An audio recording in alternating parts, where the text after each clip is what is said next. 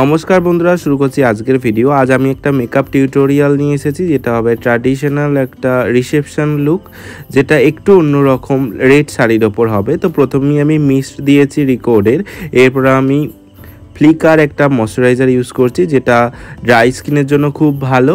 আর এরপর আমি ইউজ করছি রিকোডের এসব বেস যে প্রাইমারটি রয়েছে সেটা। এরপর আমি একটা কনসিলার ইউজ করছি, ওর থেকে একটু ডার্ক শেড যেখানে ইভেন টোন রয়েছে সেগুলোকে ঠিক করার জন্য। তো আমি সেটা করে ভালো করে ব্লেন্ড করে নেওয়ার পর আমি ফাউন্ডেশন ইউজ করছি ফরএভার 52 ডেইলি লাইফের, যেটা খুবই ভালো শীতের জন্য, অয়েলি স্কিনের জন্য ভীষণ ভালো একটা টেক্সচার দেয়, যেটা মিডিয়াম টু সেমি কাভারেজ।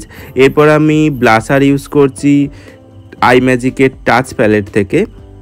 এরপর আমি ভালো করে আইয়ের নিচটা ব্লেন্ড করে নেওয়ার পর বেকিং করছি। আমি বেকিং করেছি আই ম্যাজিকের পাউডার দিয়ে। আমি হাইলাইটিং করছি হোজো হাইলাইটার দিয়ে, যেটা ভীষণ ভালো, তোমরা কিন্তু ইউজ করতে পারো খুব রিজনেবল প্রাইসের মধ্যে। এরপর আমি কন্ট্রোল করছি মেকআপ স্টুডিওর একটা কন্ট্রোল পাউডার প্যালেট থেকে।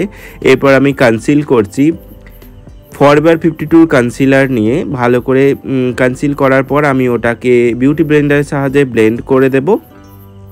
এরপর আমি আজকের আই মেকআপ করব সিলসের একটা শ্যাডো প্যালেট থেকে, যেটা খুব ভালো পিগমেন্ট, তোমরা কিন্তু ইউজ করতে পারো। আমি প্রথমে একটা রেডিশ ব্রাউন কালার নিয়ে আমি ক্রিজ লাইনটা ভালো করে ব্লেন্ড করছি। আমি আজ এটা ফুল কাট ক্রিজ আই মেকআপ করব, তো সেই অনুযায়ী আমি আজকের আইটাকে কেটে নিলাম এবং সুন্দরভাবে ওপরটাকে ব্লেন্ড করে নিচ্ছি একটা মাই গ্ল্যামের ছোট্ট একটা প্যালেট থেকে, যেখানে আমি ইয়েলো আর একদম লাইট ব্রাউন নিয়ে স্মাচ করছি। এরপর আমি ফুল কাটকিস করার জন্য চোখটাকে কেটে নিয়েছি কনসিলারের সাহায্যে। এরপর আমি ওটাকে হালকা করে একটু ব্লেন্ড করে নিচ্ছি। ব্লেন্ড করে নেওয়ার পর আমি একটা একদম লাইট কালার আই শ্যাডো নিয়ে ওটাকে আমি ভালো করে একটু বেকিং করে নিচ্ছি। নেওয়ার পর আমি আজকে যেহেতু এটা স্মাচ আইলাইনার করব, তো আমি প্রথমেই লাইনারটা পরিয়ে নিচ্ছি।